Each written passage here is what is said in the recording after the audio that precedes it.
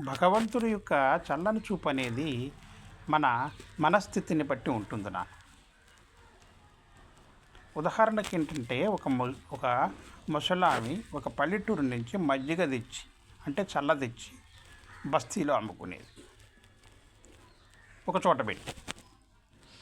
సరే, ఎండ తీవ్రత బాగా ఉంది. ఒక ముసలివాడు వచ్చి ఒకరోజు, అమ్మ కాస్త దాహంగా ఉంది, కాస్త మజ్జిగ ఇమ్మన్నాడు. ఆమె ఎటువంటి భావనకు పోలాయిక. సరే, ముసలివాడు కదా అని త్రాగడానికి ఒక ముద్ర మజ్జిగ ఇచ్చి తాగి వెళ్ళిపోయాడు. చల్లగా ఉండమ్మా అని. సరే, మరుసటి రోజు మరి యథావిధిగా ఆమె చల్లమ్ముకోవడానికి వచ్చింది. సరే, ఆమె ఏమనుకుంది, ఈ ముసలివాడు మళ్ళీ వస్తాడేమనే భావనతో అంకితపడి ఆ ముంత మజ్జిగ తీసి పక్కన పెట్టి వచ్చేది రానిది తర్వాత సంగతి అమ్ముకుంటుంది, తీసి పెట్టి అమ్ముకుంటుంది. సరే, ఆ ముసలివాడు మళ్ళీ అదే సమయానికి వచ్చాడమ్మా, కాస్త మజ్జిగ ఇవ్వమ్మా అని నవ్వుకుంటూ ఆ మజ్జిగ తనకిచ్చేసి తను తాగేశాడు. ఇట్లా అయ్యా 107 రోజులు క్రమం తప్పకుండా వచ్చాడు. ఈమె క్రమం తప్పకుండా అంకిత భావంతో ఆ ముంత మజ్జిగ తీసి పక్కన పెట్టి అతనికి ఇచ్చేసి 108వ రోజు ఒక మూట వేసుకుని అయ్యా భుజం మీద ఒక మూటను వేసుకొని వచ్చాడు. అమ్మ మజ్జిగ ఇవ్వమ్మా అని, దాహంగా ఉందని ఇచ్చేసింది.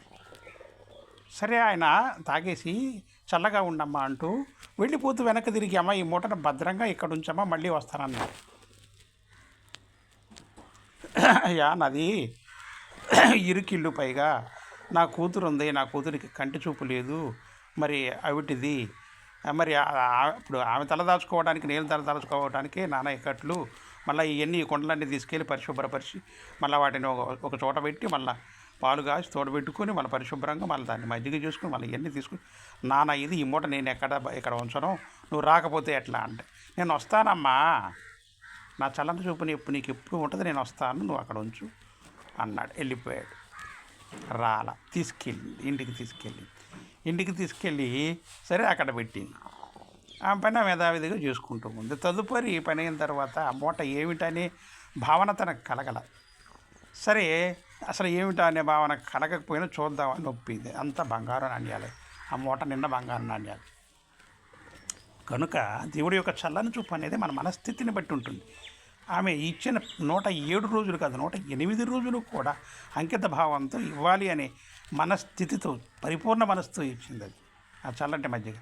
ఆ భగవంతుడు చల్లంగా చూశాడు. కనుక భగవంతుడి యొక్క చల్లని చూపు అనేది మన మనస్థితిని బట్టి ఉంటుంది. అర్థం చేసుకోండి.